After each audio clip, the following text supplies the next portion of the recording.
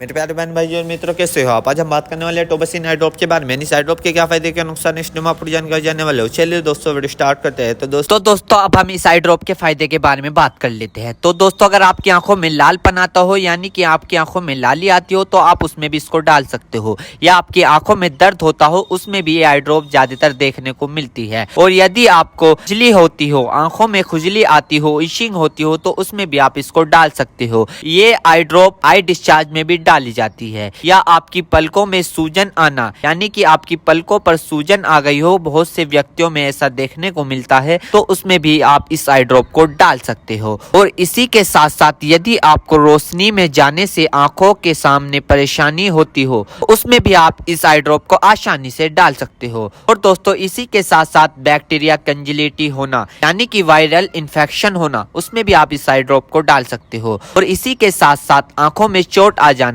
यानी इंजरी होना, उसमें भी आप इस आई ड्रॉप को अगर डालोगे तो आपकी आंखों में जो चोट लगी हुई है वो आसानी से आपको ठीक देखने को मिल जाएगी।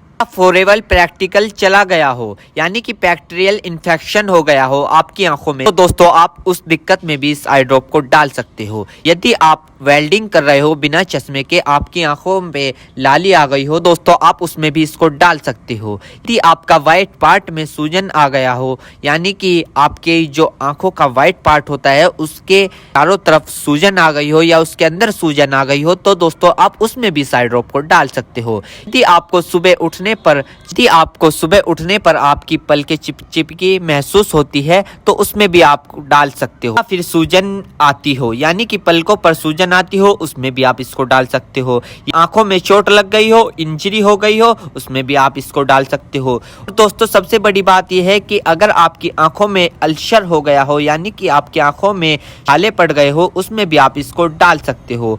इसी के साथ साथ आपके व्हाइट पार्ट में रेडनेस आ गई हो, यानी कि व्हाइट पार्ट पर लालीपन आ गई हो, उसमें भी आप इस आई ड्रॉप को डाल सकते हो। और दोस्तों ये कॉन्सेटिविटी में भी काफी फायदेमंद देती है। और इसी के साथ साथ आंखों में खुजली आना, उसमें भी ये काफी मदद करती है आपको। अगर आप इस आई ड्रॉप को डालोगे, अन्य प्रकार का बैक्टीरिया इन्फेक्शन हो, उसमें भी आप इसको डाल सकते हो। और इसी के साथ साथ यदि आप वेल्डिंग वाला काम करते हो बिना चश्मे के, आपकी आंखों में लालीपन आ गई हो, उसमें भी आप इसको डाल सकते हो। या आंखों में इंजरी हो गई हो, उसमें भी आप इसको डाल सकते हो। और तो ये थे इस आई ड्रॉप के फायदे, यानी कि अगर आप इन दिक्कतों में इस आई ड्रॉप को डालोगे तो आपकी ये दिक्कतें रिमूव हो सकती है, यानी कि खत्म भी हो सकती है और आपको धीरे आराम भी मिल सकता है। दोस्तों अब हम बात कर लेते हैं इस आई ड्रॉप को कब, कैसे और कहां डालना चाहिए। दोस्तों इस आई ड्रॉप को आंखों में लाने से पहले अपने हाथों को अच्छे तरीके से धो ले और यह निश्चित कर ले कि आपकी जो आई ड्रॉप की नोब है, ऊपर जो टिप है, उसको आप टच ना करें। यदि आप उसको टच करोगे तो उसके अंदर बैक्टीरिया चला जाएगा।